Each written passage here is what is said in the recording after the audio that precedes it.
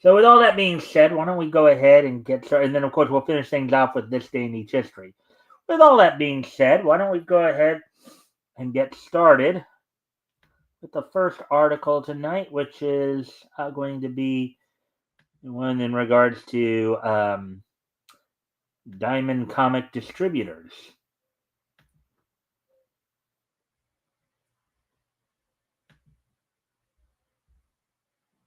And as I said, if you guys can help out by liking and sharing the stream, see if we can get some more friendly people in here to engage. That'd be appreciated. Also, if anything here grabs your attention, feel free to comment and or ask questions, and I'll try to answer the questions to the best of my ability. So let me just do one more thing here, and then I will get into the story here.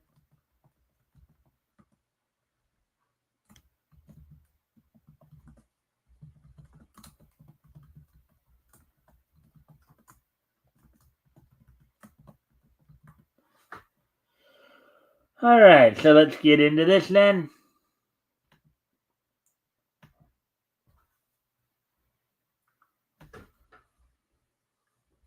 So, Diamond Comic Distributors receives financial lifeline ahead of asset auction. Article by Chris Braley, published March 20th, 2025, which of course was yesterday. So, let's see what's going on here. Diamond Comic Distributors, currently undergoing Chapter 11 bankruptcy proceedings, has received approval from the U.S. Bankruptcy Court in Maryland to increase its debtor in possession financing agreement with JP Morgan Chase, according to a report at ICV2. The amended agreement, ICV2 is a comics reporting site. They're the ones that give you the list of sales numbers and sales issues for comics. The amended agreement raises their available loan amount from $41 million to $44.7 million, adding the additional $3.7 million in new financing. This adjustment increases the funds available for inventory purchases to $12.1 million, up from the previously approved $8.4 million. The creditors' committee reviewed and approved this increase without objections, ensuring Diamond can maintain operations while preparing for the sale of its assets. So they basically they asked, essentially what it comes down to is, I guess they asked for more money to help run their business until they could sell off their properties, and they got the money they needed. That's what it sounds like to this layman. The court order was issued on March 19th, which would have been this past Wednesday, so a couple days ago here, coinciding with the first deadline for bids on Diamond's assets. Universal Distribution has submitted a stalking horse bid of $39 million for Alliance Game Distributors and Diamond UK, setting the baseline for other bidders. Competing offers must exceed Universal's bid with a bid of at least 40 billion 865 million. Oh wait, no, I'm sorry, 40,865,000. I'm sorry, added 3 zeros there. A sum which includes a 3% breakup fee, capped expenses, and additional $500,000 if Universal's bid ends up succeeding. It plans to acquire Diamond UK by paying for the assets less liabilities, money owed, less £200,000.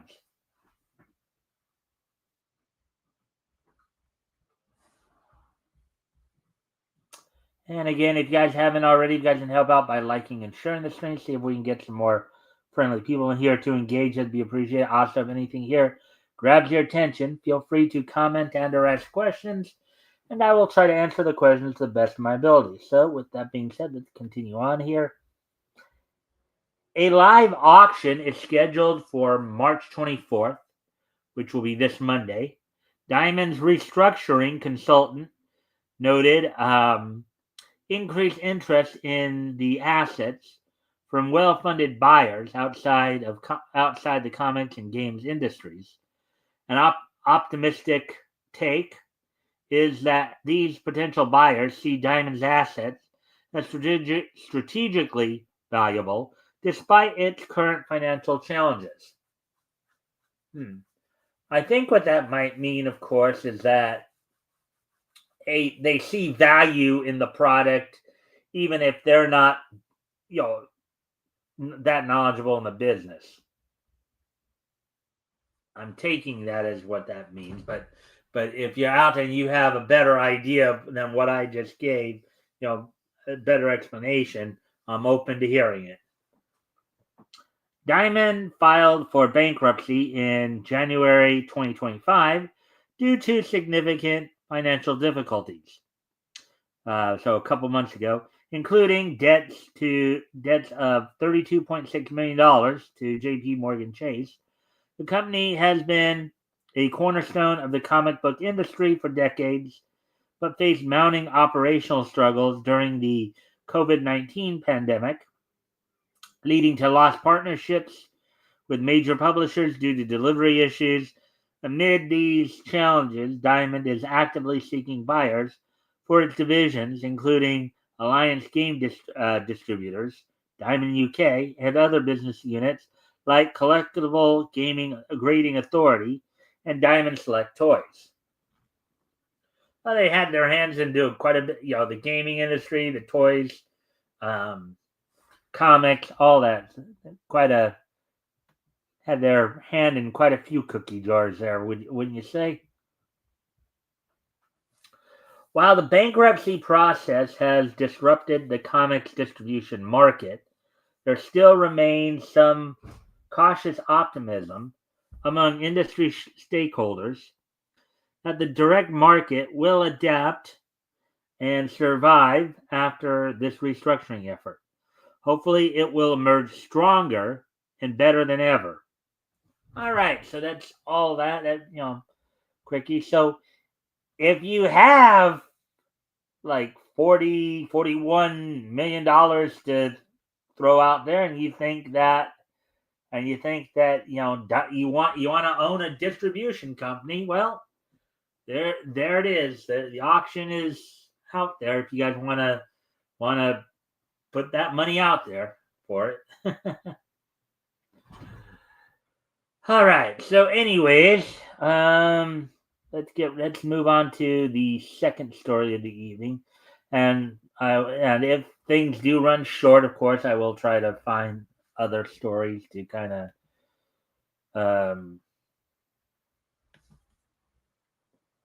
try to obviously. All right. So here's the other story that I'm going to look at tonight here.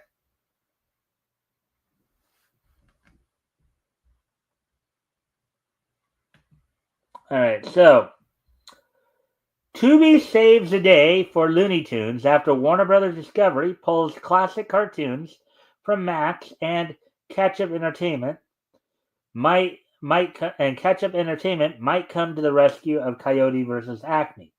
Article by J.D. Augustine, published today, March 21st, 2025.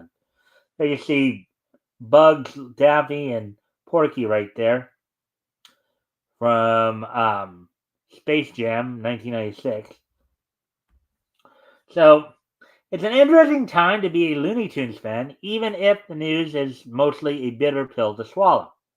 While the day the Earth blew up is in theaters, it could have used better marketing. At least it is getting a chance.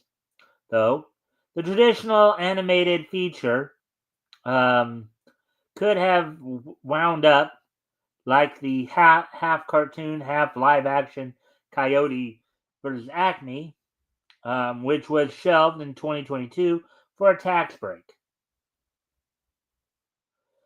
So let's see, Daffy Duck, Porky Pig, and Petunia Pig in the Day the Earth Blew Up. I guess that's a Looney Tunes movie.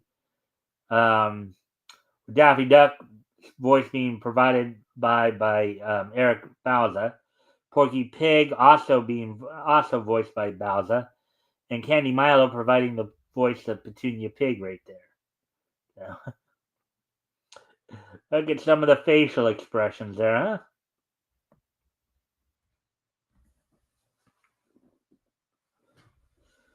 huh? Having Batgirl for a company in the Warner Vault might be considered a fate worse than death, but doing so has had the dividend of increasing the cult around Space Jam like legal comedy.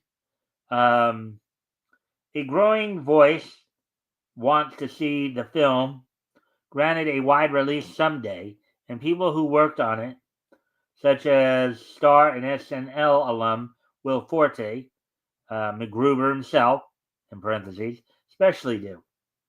Forte called the decision to lock the film away bleeping BS, quote unquote.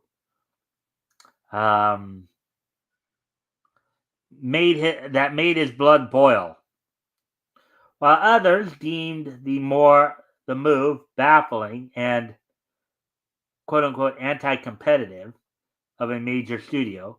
Well, fortunately for them, news broke indicating they might get their wish.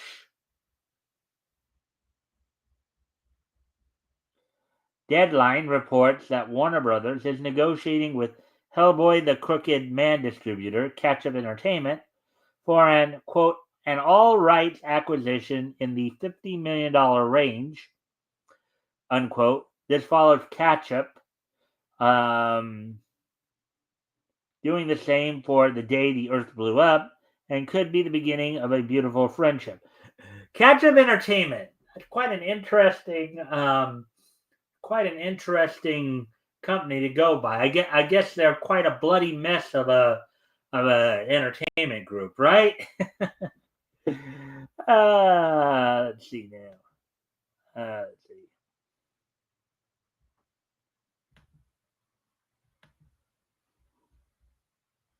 All right, so Deadline stresses, quote, the pact isn't finalized, and there's still a chance it doesn't make, but it's heading in the right direction.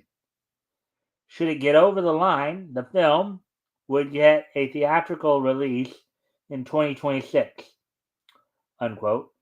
That would be a full 3 years after Coyote versus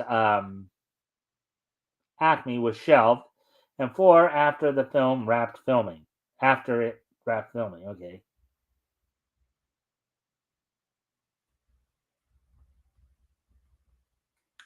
Both Day the Earth Blew Up and Coyote versus Acme were pushed into development with, in parentheses, the then HBO, in parentheses, Max in mind, which is another corner of the Warner Entertainment family caught up in a quote unquote loony imbroglio. When you talk about Looney Tunes and problems at Warner, you can't have that discussion without bringing up the streaming service.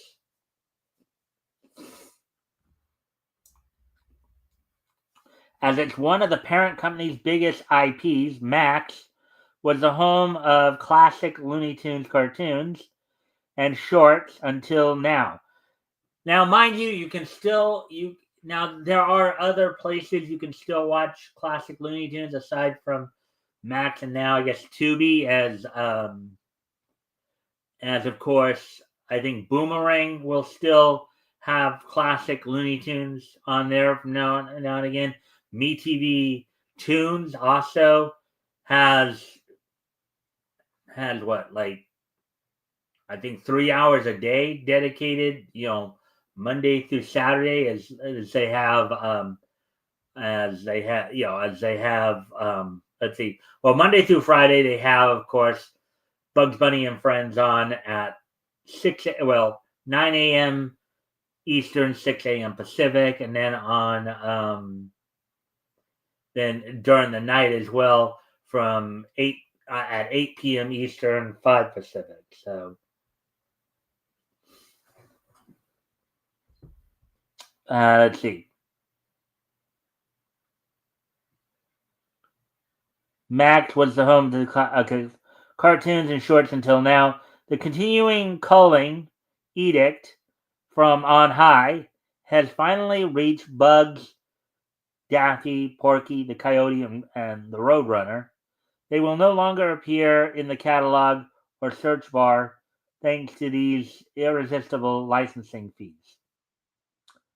Max's loss is Tubi's gain, as the popular free service is adding the Looney Tunes show and 90s gem, the Sylvester and Tweety Mystery, starting April 1st, rather appropriately according to CBR, joining them as Scooby-Doo Adventures, including Scooby-Doo Ghastly Ghouls and Scooby-Doo Mecha Menace, among others. So, as I said, some of the free streaming services like Friendly TV, like Tubi, like Pluto, are picking some of these properties up. Have obvious opportunities to, if you want to go catch them elsewhere.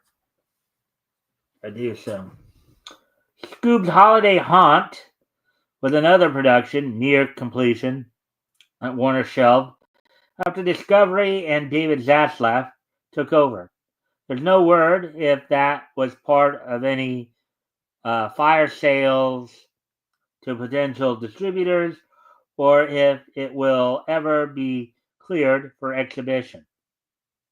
Tubi already offers Scoob's Hanna-Barbera stablemates the Flintstones, so they are the perfect home for the talking Great Dane and the merry roster of silly and cuckoo animal friends. The platform says it is committed to, quote, preserving and making available classic animated content for audiences of all ages, unquote.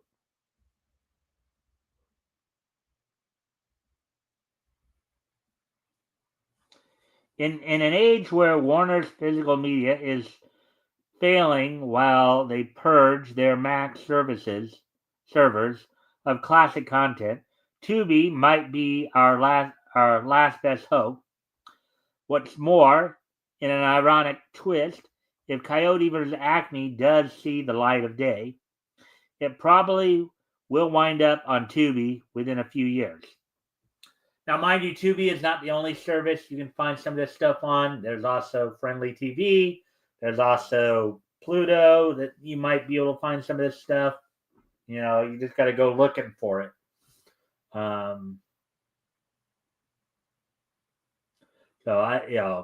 As I said, I think Boomerang is still showing a lot of this classic stuff as well.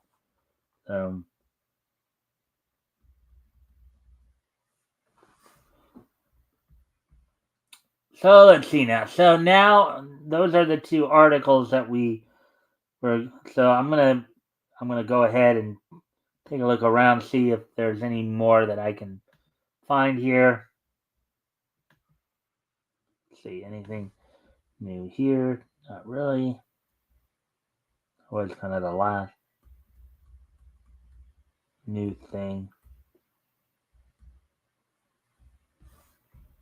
All right, let's see.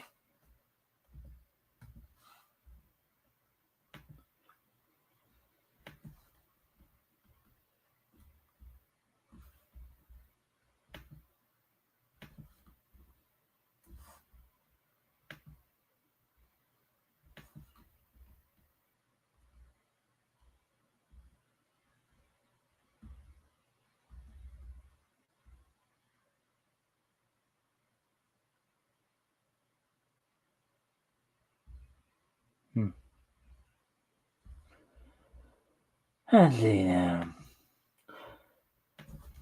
Yeah, so actually one of the other cartoons I saw today as well was was Beans the cat's first appearance as a Looney Tune cartoon. That's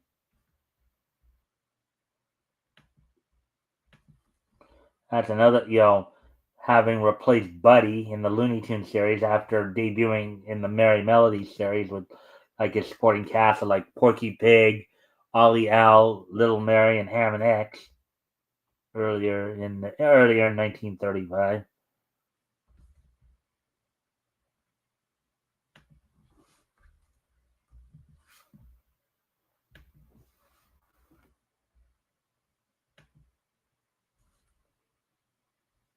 Nothing new here either.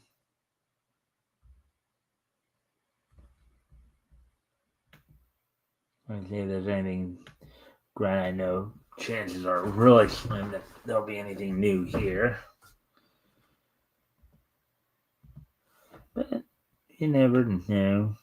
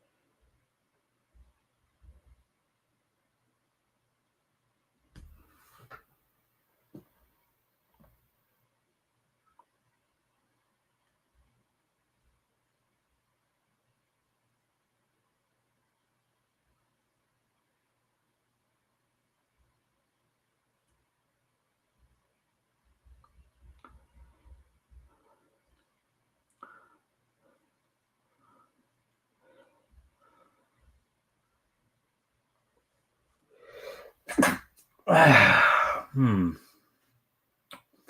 right. Well, as is usually the case, not a whole lot going on. Heading into the weekend here. Let me try one more thing here just to see.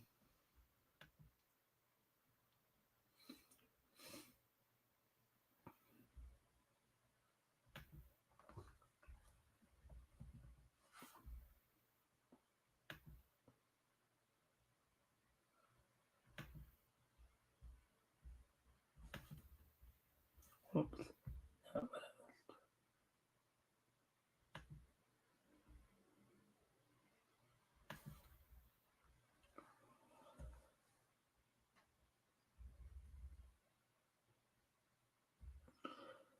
Yeah, just trying to see if there's.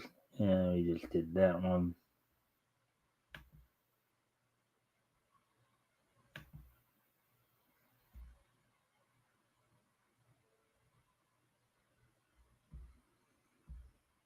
All right. Yeah. So.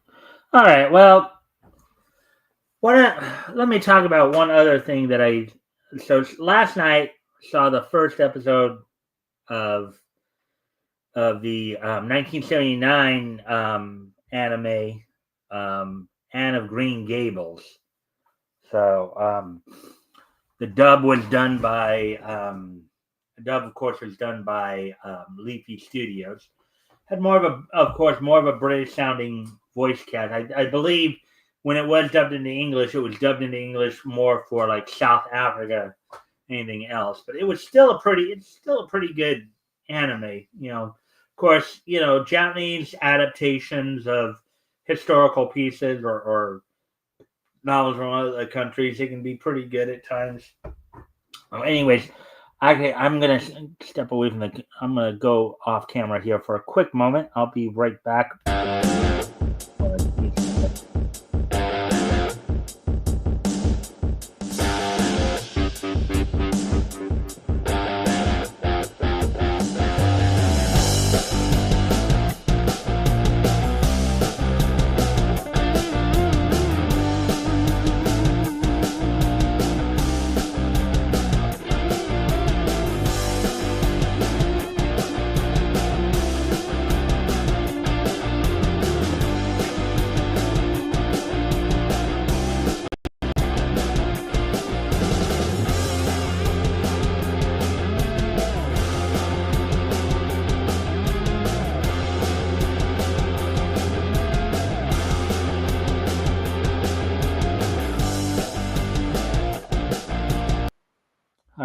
So, anyways, let me just do something here real quick here.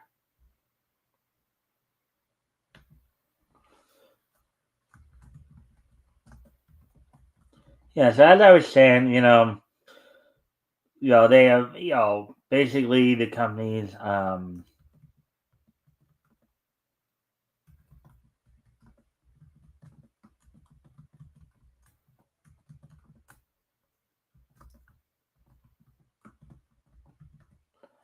you know, they've had some pretty interesting adaptations of historic, not, obviously with anime, of course, their own history, like you see a lot of, like, for example, you have a lot of stories about the Reformation period where, the Bakumatsu and all that, where, you know, Japan was being opened up to the outside world. Yeah, some interesting takes, like in Shura no Toki, their take on Japanese history, intrigue in the Bakumatsu. Um, you know, let's see. Kingdom was actually a pretty good adaptation based on Chinese history on the Warring States period. Is um, Chinese Warring States period leading into the formation of their country. That was a pretty interesting um, take as well.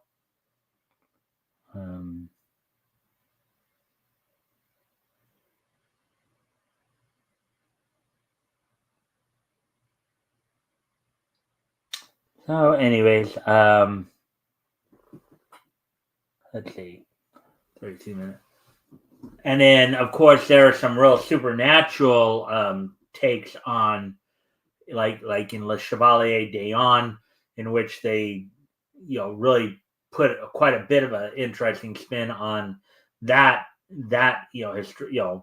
D'Eon de Beaumont was an actual real life individual, but when they did an anime based on his life, they put in some interesting element. Whereas in real life, D'Eon de Beaumont, Leah de Beaumont was actually his alter ego, as it were, serving as a spy, for the French with the Russians. But in the anime, Leah was a separate person who ended up becoming possessed by, through his sword, through the use of alchemy and all that. So, but as I was saying, with the Anna Green Gables, with this one, it does seem like a very sweet show, sweet anime, 1979. The Japanese, obviously adaptation of Lucy Maud Montgomery's novel about Anne Shirley being taken in by the Cuthberts to be raised into a young woman. It's a 50-episode anime. One I think you guys might like to check out.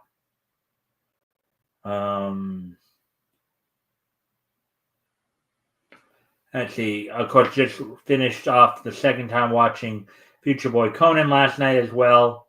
That's always a nice little adventure series to get into. Started watching Gundam. Like tonight, I'll be watching. Tonight, as part of my anime lineup, I'll be starting to. I'll be watching the first episode of the 1980 new Gigantor series, Tetsujin 28 Go. Let's see.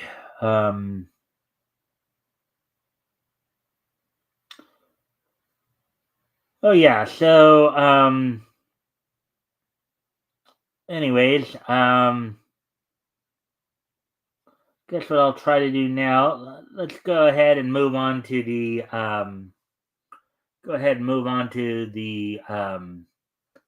the wrestling wrap up, as we'll look back to last night's Ring of Honor and Ring of Honor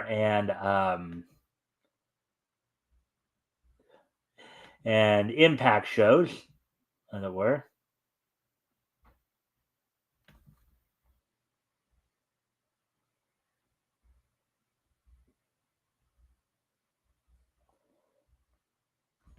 First, let's take a look at the Ring of Honor show, of course. On last night's Ring of Honor show that came from the Memorial Auditorium in Sacramento, California, opening match in a six-man tag match, the El Sky team of Mystico Neon, teaming with Fuego, defeated Hechicero, Rugido, and Volador Jr. in a trios match. In a women's singles match, La Catalina, who had recently challenged for the Ring of Honor Women's World Championship, defeated Viva Von in 6 minutes 17 seconds. La Facción Ingobernables of Dralistico and Beast Mortos, with Roosh serving a suspension. They've been continuing their feud with Bandito and Gravity. But on last night's show, of course, they defeated the duo of Gabriel Eros and Eli Theseus. A.R. Fox and Kevin Knight went to a 10-minute time limit draw on the show. Satnam Singh, making his return to the Ring of Honor ring, defeated Sid Ellington in just under 3 minutes. Top Flight of the Martin Brothers, was still with Layla Gray in their corner, defeated QT Marshall and Aaron Solo in a reforming of the factory stable, as it were. And the main event saw Commander retain the Ring of Honor World Television title over Dark Panther from CMLL. So that's all that went down on last night's Ring of Honor show. Moving on now to talk about what happened on last night's Impact. And they're building things up here. The opening match saw the Rascals of Trey Miguel and Zachary Wentz defeat the Northern Armory duo of Judas Icarus and Travis Moons, who had, of course, Eric Young in their corner, defeating them in just under 5 minutes at 4:59. Mike Santana got a measure of revenge on Mustafa Ali after their match at Sacrifice, which Ali had won, albeit getting the win via countout in 4 minutes 12 seconds. Lei Ying Lee and Zaya Brookside teamed up to defeat Savannah Evans and Rosemary in a women's tag match. Mance Warner, with Steph DeLander in his corner, defeated Magno in a one-on-one match. And the main event saw Elijah and TNA World Champion Joe Hendry defeat the System's Eddie Edwards and Bryant Myers. So a lot of this is still, anyways, excuse me one more time here, folks. Sorry, I need to step away one more time here. I'll be right back, but I'll put some music on while I'm gone.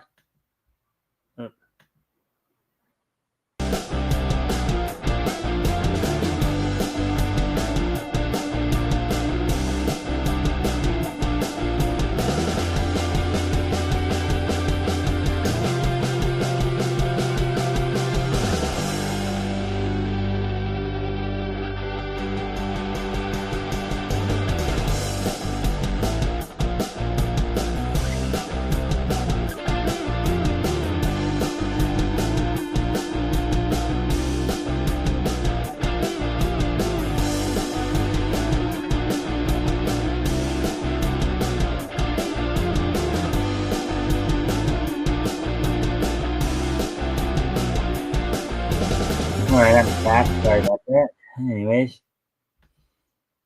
Anyways, of course, friendly reminder: if you guys can help out by liking and sharing the stream, see if we can get some more friendly people in here to engage. That'd be appreciated. Also, if anything here grabs your attention, feel free to comment and/or ask questions, and I'll try to answer the questions to the best of my ability.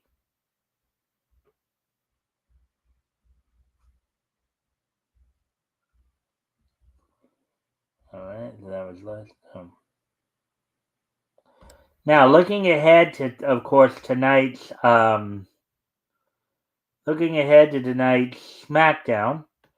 what you can expect when you turn on USA Network.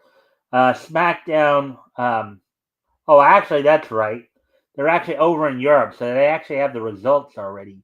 So SmackDown happened earlier today due to the fact that they're over in Europe right now. So on tonight's show, coming from the Unipol Arena in Bologna, Italy, with Joe Testora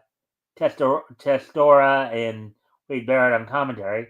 The night opened up with Damian Priest and Jimmy Uso defeating Drew McIntyre and Shinsuke Nakamura in a tag team match. As, of course, Priest and McIntyre continuing to build towards their matchup at this year's WrestleMania. Braun Strowman defeated Jacob Fatu via DQ. A battle in that big hoss fight. Piper Niven with Alba Fire and Women's United States Champion Chelsea Green in her corner defeated Zelina Vega. Liv Morgan got a bit of revenge on Jade Cargill for being blamed for attacking Jade, as you know, as about a month ago, there was footage shown of Liv Morgan and Raquel Rodriguez being within the vicinity after Jade Cargill got taken out, until it was revealed back at just after Elimination Chamber, that it was actually Naomi who attacked Jade Cargill, setting up a potential feud and rivalry there. But of course, on last week's SmackDown, Liv Morgan had confronted Jade during an interview, which set up for this week's match. And the main event on a non-title tag match. The Street Profits of Angelo Dawkins and Montez Ford defeated the duo of Los Garzas, Angel and Berto, with Santos Escobar in their corner. So, and again, things are continuing to build towards WrestleMania here.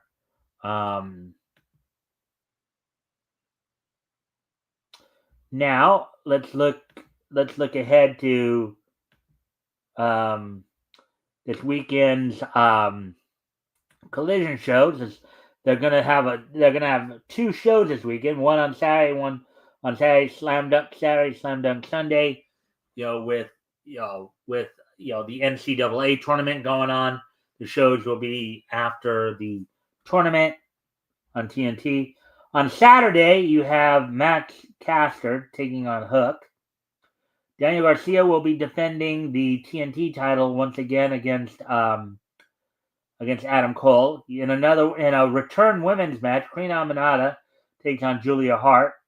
Julia Hart looks to basically get the win back from Queen Aminata. And in the main event, we'll see in a 6-man tag match,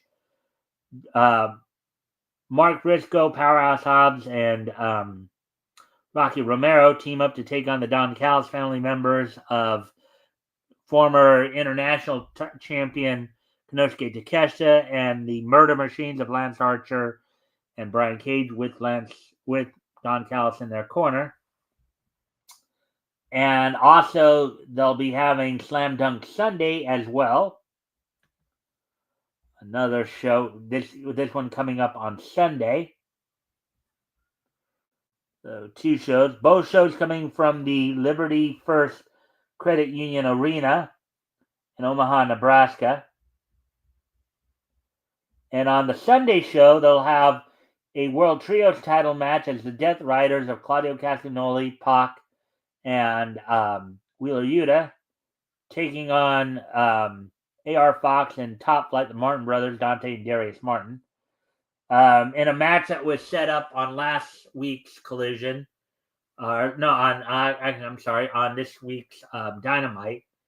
Bandito, looking to take some of his frustrations out from his recent dealing with Chris Jericho, will be taking on Johnny TV.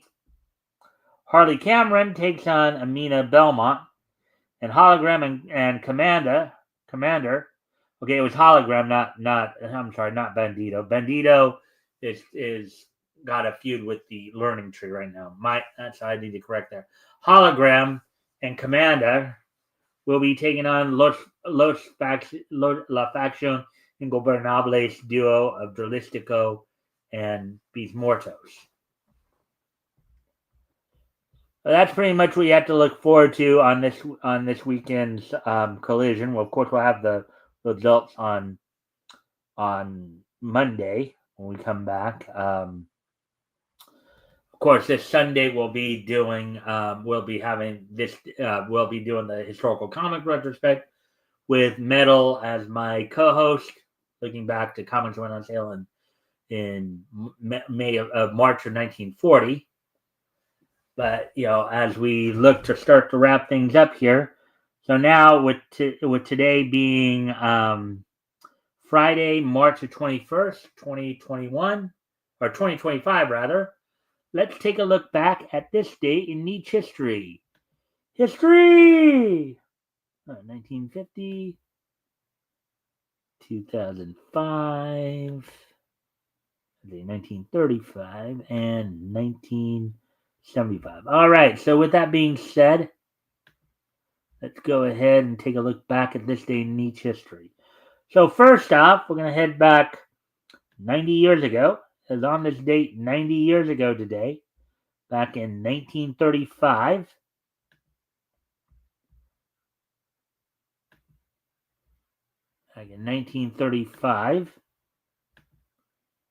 The Terry Toon short Old Dog Tray premiered in theaters on this date back in 1935. So while the music background is Old Dog Tray, the cartoon features a little pup who gets into some fantastic adventures and mishaps with soap bubbles and old farmer Alfalfa to go along. They sail off into the air on their bubbles until the bubbles burst. So this is, of course, a Farmer Alfalfa cartoon from Terry Toons, which we get later, which would give us Mighty Mouse later on. But on this date, 90 years ago today, the Farmer Alfalfa cartoon, Terry Toons' Old Dog Tray, premiered in movie theaters.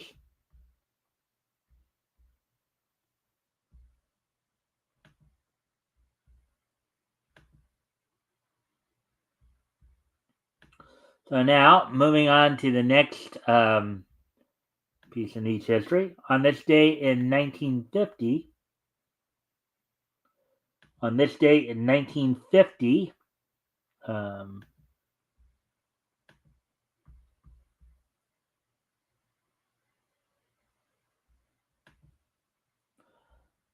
now, as part of the the second four-color series from Dell, the 275th issue of that particular series, featuring Walt Disney's Donald Duck in Ancient Persia, went on sale on this date back in 1950.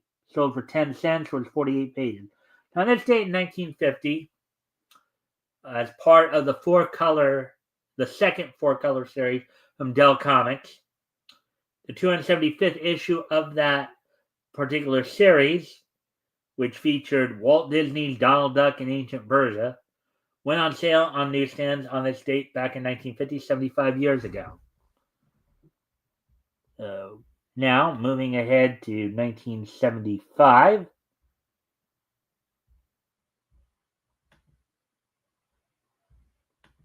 On this date in 1975,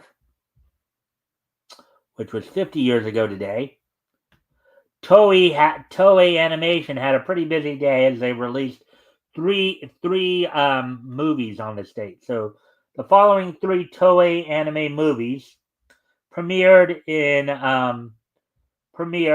Japanese theaters on this date back in 1975. The first of which was Great Mazinger versus Getter Robo, based, of course, on the let's see, Great Mazinger versus Getter Robo is an animated short film produced by Toei, based in the works of Go Nagai and Ken Ishikawa. Go Nagai, I believe, Great Mazinger, or as some people who watched the series in the 80s would have known it as Transor Z, and Getter Robo from Ken Ishikawa. The film premiered originally in March 21st, 1975 in Japan. It is a crossover between the super robot anime Great Mazinger and Getter Robo, similar to the previous crossover film Mazinger Z versus Devilman. The events presented in the film are not considered canon to either of the two series. So basically, a non-canon crossover film trying to take advantage of the popularity of these two mecha series, two giant robot series. The film was also shown in countries where the two series were broadcast. It is known as, and I can say in Arabic countries, as the Grande Mazinga contra Geta Robot G in Italy, and Grand Mazinger contra Geta Robo in Spain. And I'm sure U.S. had a chance to get into it too. So that was Great Mazinger versus Geta Robo.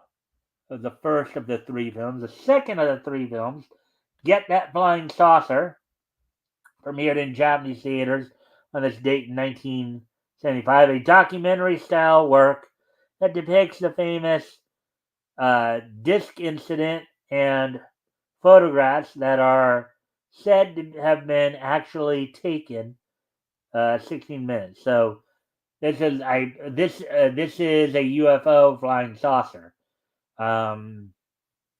This was, I believe, just because of this, I believe this was only shown in Japan. It wasn't probably shown outside of Japan.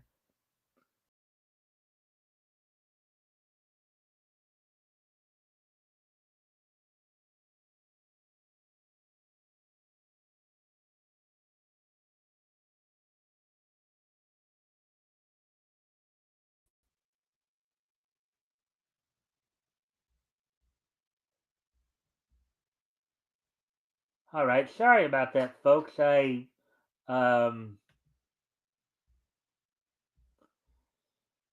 I kind of goofed there. I hit the wrong buttons, basically. Oh boy. I hit the back button, to go back a screen, and so that's why I was gone there for a moment. Sorry about that. Um, Messed up a little bit there, but anyways, correcting myself. I'm back now. Um, Anyways, moving on to the next piece of niche, or the last piece of niche history in 2005. Actually no, we have stuff to finish in 1975. I'm sorry, forgot there was actually one more thing to finish up with. Let's see. Oh yeah, this is actually what was trying to do.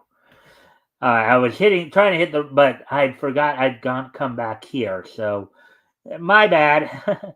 Anyways, now, um, the last of the three films that came out in 1975 from Toei Animation was their adaptation of Hans Christian Andersen's The Little Mermaid.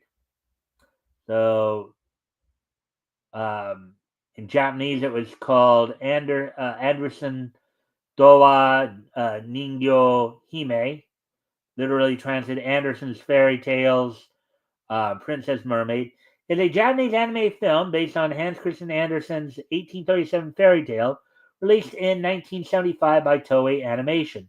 Unlike the Disney adaptation released 14 years later, this film is closer to Andersen's story, notably in the presentation of the original and tragic ending. The two main protagonists are the youngest daughter of the royal family, Marina, and their best friend, Fritz, an Atlantic dolphin calf. In Japan, this film was shown in the Toei Manga Matsuri Toei Cartoon Festival in 1975. The film was later released in the United States, dubbed in English by GG Communications and Prima Film Incorporated in 1979 under the name Hans Christian Andersen's The Little Mermaid. Andersen's name would be correctly spelled in subsequent releases. Comedy podcast Riff Tracks, Michael J. Nelson, Bill Corbett, and Kevin Murphy, recorded and released a riff in 2024. All right, so there we go with that. So, and now we'll move on to the last piece. Hey, Fishozo, thanks for dropping in, my friend. Again, whatever, if you missed anything here, you can always go back and watch go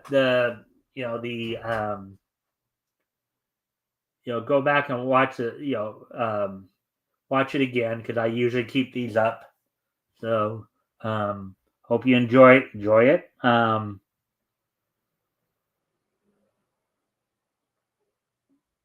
Let's see. Having some brain farts here. Usually happens a lot, but happens sometimes. But with that, let's get to the last piece in each history here before we head out. As 20 years ago today, on this date back in 2005. Let's date back in 2005. All right, as soon as I get to the right screen here. The WWE held its Monday Night Raw from the Bryce Jordan Center in State College, Pennsylvania. I believe that was at Penn State University. The main event saw Shelton Benjamin retain the Intercontinental Championship over Gene Snitsky. Chris Masters defeated Steven Richards in a minute 52.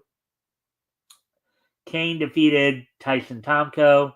And the night opened up with Trish Stratus retaining the WWE Women's Championship, a triple threat match against Victoria and Molly Holly.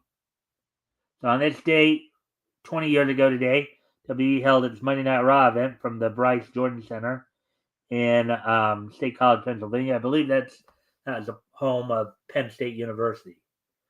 So with that, I thank everybody for being here tonight. I hope everybody enjoyed the show. And we'll be back here, of course, on Sunday, as I'll be joined by Metal from the Vomitorium, as we'll be going over comics that went on sale from Dell Comics in 1940. We'll be looking at the first 4-color series, issue number 5, Smiling Jack. So hope you'll all come back for that. With that, I thank everybody for being here, and I will see you all on Sunday. Bye.